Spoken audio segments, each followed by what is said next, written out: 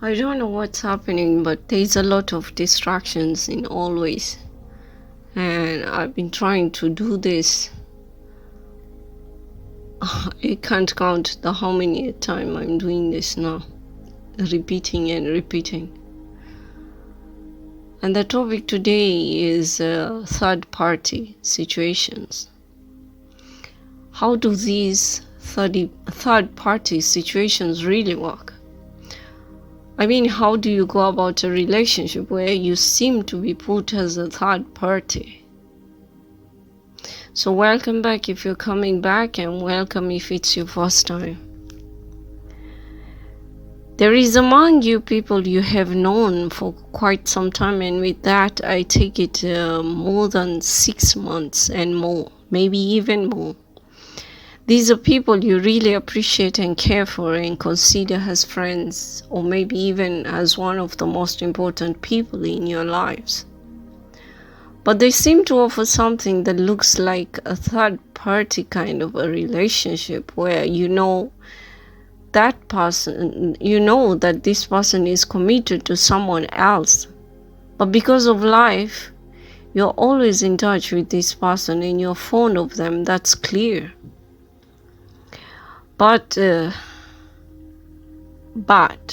they seem to have a bold approach that signals like it's not just friendship they want, or rather that's how you understand it. And when you confront this, they do not deny this, neither do they say anything to show what they really mean. It's like hanging in the air. Are we in or are we out is not clear. And you start to question yourself about this. And what exactly is this situation? You don't know. What they offer too is questionable, because how do you go about that? Probably they might be thinking that you are different, you might just accept it, or that you are desperate for love and feel lonely. You would just go with the flow without question. But is that ethical? We need to ask that. Is it fair for the other person, the other party who is being committed to? It's like there's a whole shift of something going on behind the scenes, but you have no idea at all about what is happening. Everything is just mysterious.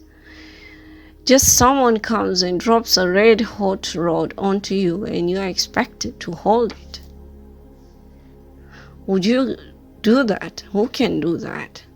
Okay, let's say they have problems with their person whom they are committed to, but without totally solving that side, how can they offer anything to anyone? When in such situations, if the person is really serious, they will do all that they could to solve their toxic side before advancing to another relationship and start healing for a better self, either before offering or during the offering. Because the person they offer to has to heal if they are coming out of a toxic relationship. Now, if both sides are still carrying their baggages without healing, the relationship they are going to start is going to be a short-term relationship, because each will still get triggered from their past traumas. And unless they decide to heal together at the same time, nurturing each other, then they have a high chance of advancing forward in a healthy way that helps the relationship last for long and maybe even forever.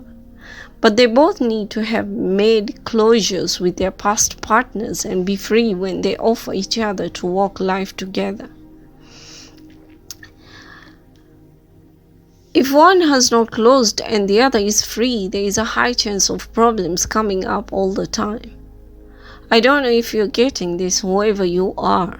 Either way could be male to female or female to male, take us how it resonates. It is like going for a test, but you are not ready and you know that you will fail because you didn't do your expected shadow work. It's possible to work together, but you both need to be free of any kind of commitment. I know some toxic person would do all they could to make things more difficult to keep you trapped if you have no intention of staying. I'm talking to the person who is trying to get away from a toxic relationship. But if you make an effort to clear your emotional responsibilities and exit, then that would be easy, as well as other partner responsibilities that you have no intention of fulfilling. And there are those people who are like, they want to keep two parties at a go. No, that will not work unless the parties know each other and are willing to share you. That's another case. Here I'm talking about one person who is having more than two different people they're in relationship with. And then there are those who go to and from one to the other, and none of the parties have any knowledge about the other. No, that's not right too. What are you trying to do? The result of this is that you just might lose both sides.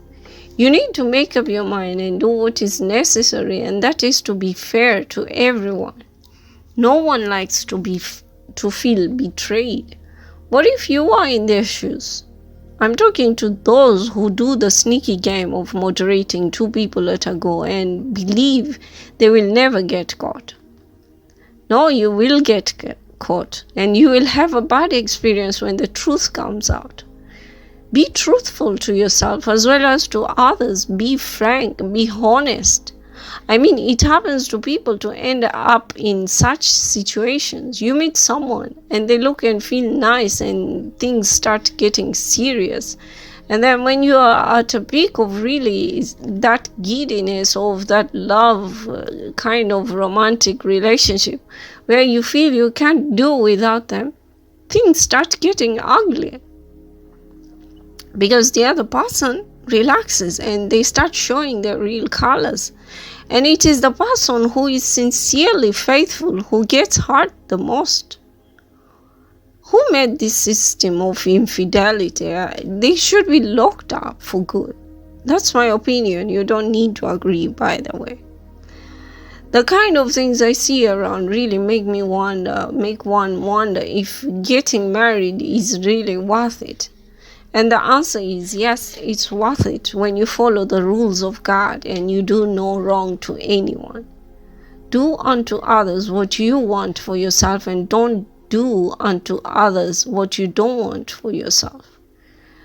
Try clearing as much baggage as you can before jumping into the next relationship. I mean, this is not a game. And I promise you, you will be the happiest ever on earth because you won't have to deal with any insecurities of the baggage that you are going to carry that might lead you to another mistake. You would be grounded and life gets easier.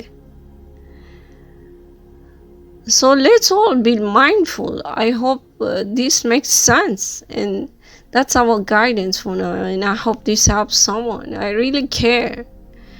And it would be nice to see everyone living life happily ever after all. Because there is very little of that. And at these times, I mean. And it's shameful to see so many of these cases coming up and people are just going about like animals everywhere. It's not going to work that way, and people can't be happy that way, just living on your desires. That's not happiness.